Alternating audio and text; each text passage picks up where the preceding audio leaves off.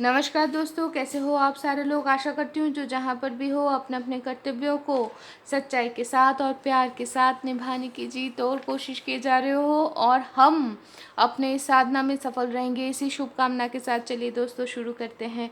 आज पढ़ लेते हैं अगले मंत्र की पाठ, कठोपनिषद की अगले मंत्र के पाठ। और हम इस उपनिषद की पाठ कर रहे हैं उपनिषद अखंड संस्करण हर प्रकाशनी से प्रकाशित इस किताब से। और इस किताब की अनुवादक और संपादना किए हैं अतुल चंद्र सेन, सीतानाथ तत्भूषण, महेश चंद्र घोष महाशय। तो चलिए दोस्तों कठोपनिषद की तरफ आगे बढ़ जाते हैं। कोई सा भी उपनिषद पढ़ने से पहले, पाठ करने से पहले अपने मन को शांत करने की आवश्यकता होती है। इसलिए चलिए हम शांति पाठ से शुरू करते हैं। ओम सह नाबधतु सह नौ भुनक्तु सह वीर्यं करवावहै तेजस्वी नावधीतमस्तु मा विद्विषावहै। ओम शांति शांति शांति। अर्थात आचार्य और शिष्य हमें उभय को ही ब्रह्मतुल्य भाव से रक्षा करें। ब्रह्म हमारे उभय को विद्याफल के हिसाब से तुल्य भाव से ही भोग करवाए और हमारे ऊपर वो समभाव से कृपा करें ताकि हम विद्या लाभ के लिए उपयुक्त वीर्य और सामर्थ्यवान हो पाए। हमारे अध्ययन वीर्यशाली हो, यानी कि वो साहसी हो, अर्थात हमारी जो लब्ध विद्या वो सफल हो। हम एक दूसरे को विद्वेष ना करें। हमारे आध्यात्मिक, आधिदैविक और आदि भौतिक इसी प्रकार के त्रिविध विघ्न की शांति हो। अभी तक हम कठोपनिषद में जहाँ तक जाने हैं एक बार फिर से याद कर लेते हैं। उसन हवै बाजस्रवशः सर्ववेद संददौ तस्य नचिकेता नाम पुत्र आस तं कुमारं संतं दक्षिणासु नियमानासु श्रद्धा विवेश सो अमन्नत पितोदका जगद्धत्रीणा दुग्धदोहा निरिन्द्रिया अनंदा नाम ते लोकास्तान स गच्छति ता ददत्। स होवाच पितरं तत कस्मै मां दास्यसीति द्वितीयं तृतीयं तं होवाच मृतवे त्वा ददामीति। बहुनामेमि प्रथमो बहुनामेमि मध्यमः किंस्विद् जमस्य कर्तव्यं जन्मयाद् करिष्यति। अनुपश्य यथा पूर्वे प्रतिपश्य तथा परे शस्यमिव मर्तः पच्यते शस्यमिवाजायते पुनः। वैश्वानरः प्रतिशततिथिर्ब्राह्मण गृहान् तस्यैतां शान्तिं कुर्वन् हरवैवस्यतोदकम्। आशा प्रतीक्षे संगतं शूनृतांच इष्टापुत्रपशूंश्च सर्वान् एतत् वृङ्क्ते पुरुषस्याल्पमेधसो जस्यानश्नन् वसति ब्राह्मण गृहे। त्रिस्रो रात्रिर्जदबात शीर्गृहे मे अनश्नन् ब्रह्मण्यतिथिर्नमस्यः नमस्ते अस्तु ब्रह्मन् स्वस्ति मे अस्तु तस्मात् प्रति त्रीन् वरान् वृणीष्व। यहाँ तक हम क्या सीखे?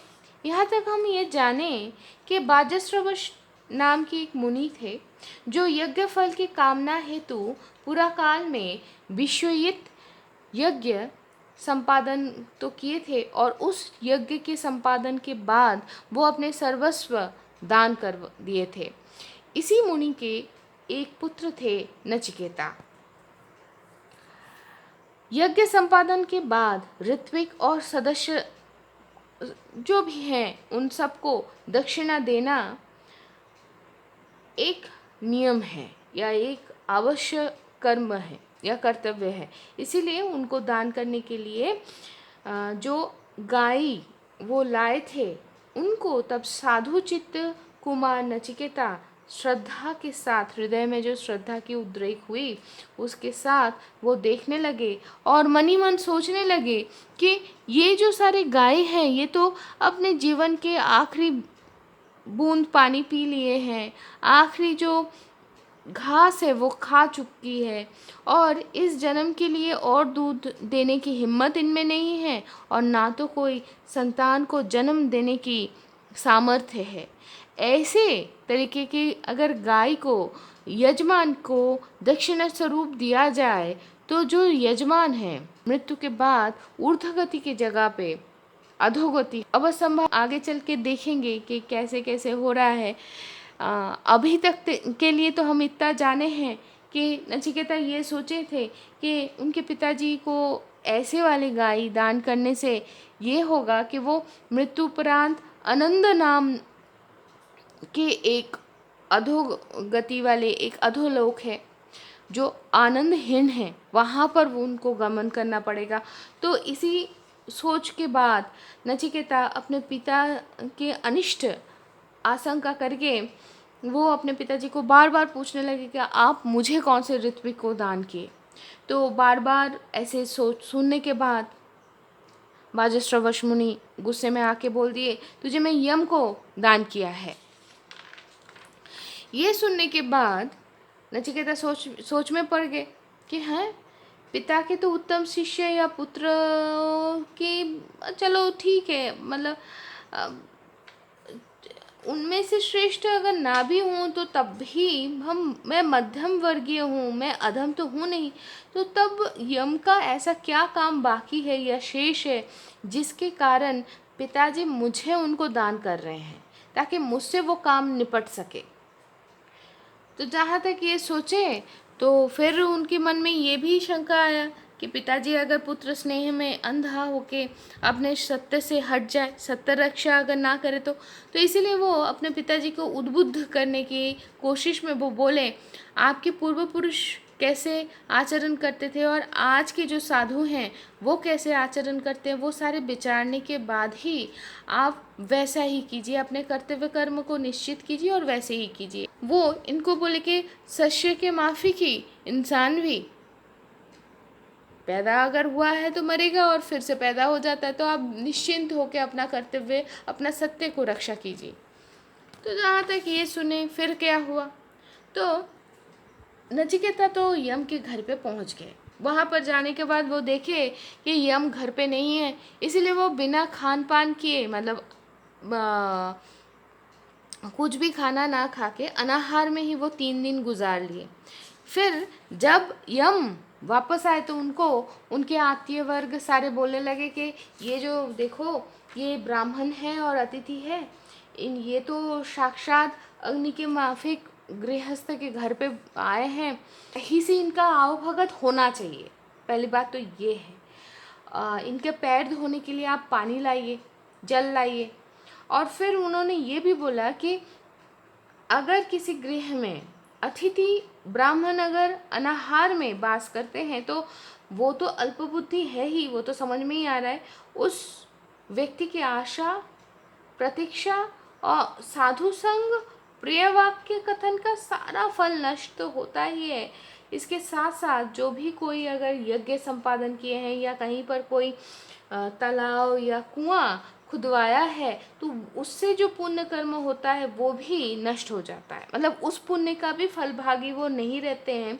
उनके पुत्र पशु समस्त ही अतिथि ब्राह्मण के अनशन मतलब अनाहार के लिए उस पाप में उस अधोगति के कारण नष्ट हो जाता है।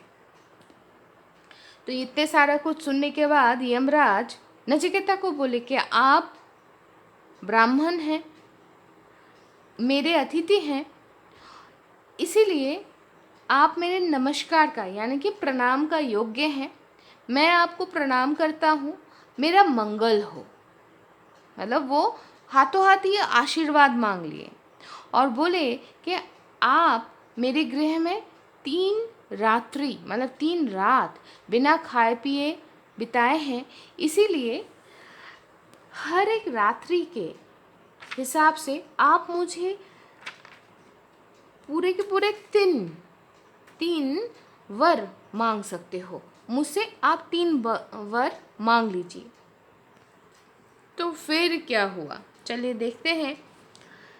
शांत संकल्प सुमना जथा सैत वीत मन्नुर गौतमो माभिमृत्यो त्वत् प्रसृष्टं माभिवदेत् प्रतीत एतत्त्रयाणां प्रथमं वरं वृणे।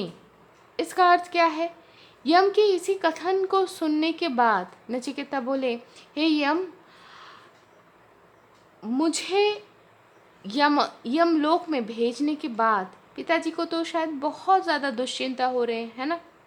वो दुश्चिंता शांत हो, उनके मन खुशी से भर उठे और मेरे प्रति जो क्रोध है वो दूर हो जाए। तुम्हारे मतलब आपके यहाँ से जाने के बाद जब मैं गृह में प्रत्यागमन करूँगा, वापस जाऊँगा, तो पिताजी के पूर्व स्मृति जाग उठे, वे मुझे पहचान पाए और मुझे प्यार से संभाषित करके खुशी से अपना ले। आपने जो 3 वर मांगने के लिए बोला है, उन 3 वर या प्रार्थना में से एक ये है। तो दोस्तों, बाकी तो प्रार्थना या वर क्या है वो हम जानेंगे अगले एपिसोड्स में। तो तब तक के लिए खुश रहिए, आनंद में रहिए और प्रार्थना में रहिए। शुभमस्तु।